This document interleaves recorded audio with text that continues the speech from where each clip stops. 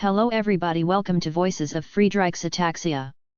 Our goal is to raise awareness and funds to cure Friedreich's Ataxia, FA. Today we will talk about Dr. Georg Herdt. Some background. I've been living with the knowledge of having FA for almost 8 years now.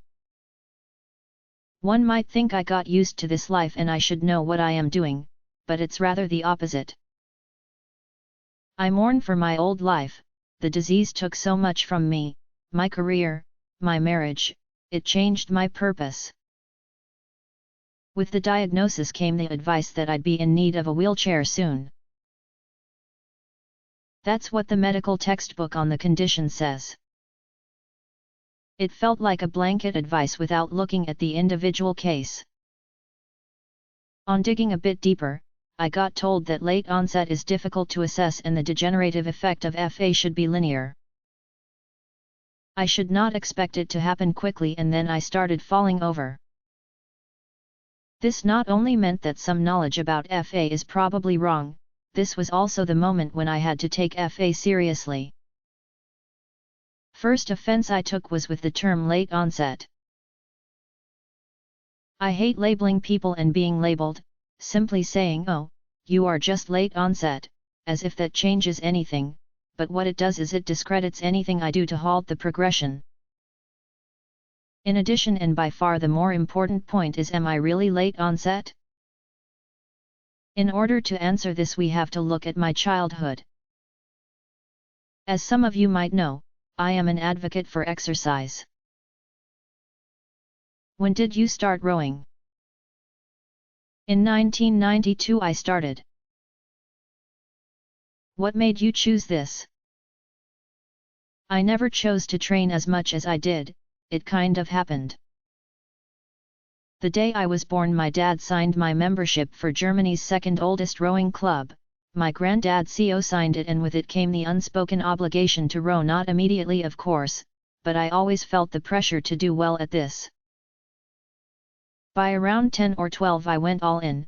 I did try other sports in order to avoid family pressure, but by then I gave in.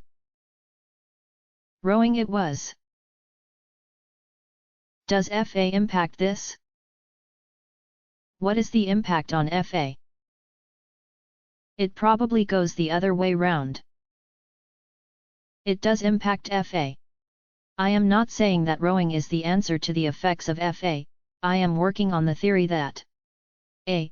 I am not late onset, and B. that is because of rowing. In short, rowing stopped the progression of FA back then. It worked for me, which leads to C. Will it work again? I have no answer for this yet, but I can say that I stopped falling over. This leads to the question of how much exercise is actually needed to stop the progression of FA. The only inkling I've got is to use my childhood activity as guidance, simply repeating the exercise regimen of my youth. At some point, I was the fastest German rower of my age and weight group.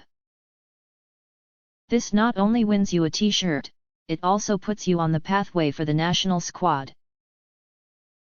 At this time, I did not only beat my peers, I pushed my genetic disadvantage into insignificance. This physical prowess needs a lot of training to achieve, more than any regular person would ever do. It can briefly be summarized into 3 different components. 1. Cardio, basically long sessions at a specific heart rate. 2. Muscle growth, also quite a regular activity for active people. Basically what you would do in the gym normally. 3. Anaerobic or intervals, this is the odd one, this is the one that hurts bad and no one would do without a purpose. I suspect that this is the game changer and behind my late onset. Tell us more about the journey/path with rowing. But let me explain as best as I, as a non-sport professional, can do. FA creates a mitochondrial malfunction. Most FA patients had working mitochondria at some stage, usually at young age, before the diagnosis. Then they stop working normally and the first noticeable symptoms appear. This is where intervals, anaerobic training, or race preparation comes into the equation. Athletes train their bodies for performance. The big decider is whose body performs best in a self-inflicted physically demanding environment.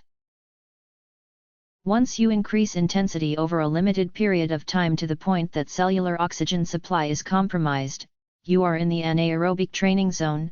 Keep going, this is where you need to be.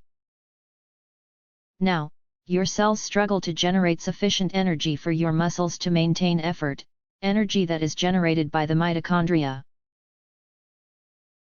When done regularly, the body adapts in response by producing more mitochondria to optimize energy supply. This form of training makes athletes physically better. It takes time, repetition, and it hurts a lot. I believe this form of training is the reason behind my late onset, and it might as well work for me again. Halt disease progression by counteracting mitochondrial malfunction. Considering my past, I clearly had well-trained mitochondria back then, and if elite training is what changes that again, then that is what I'll be doing.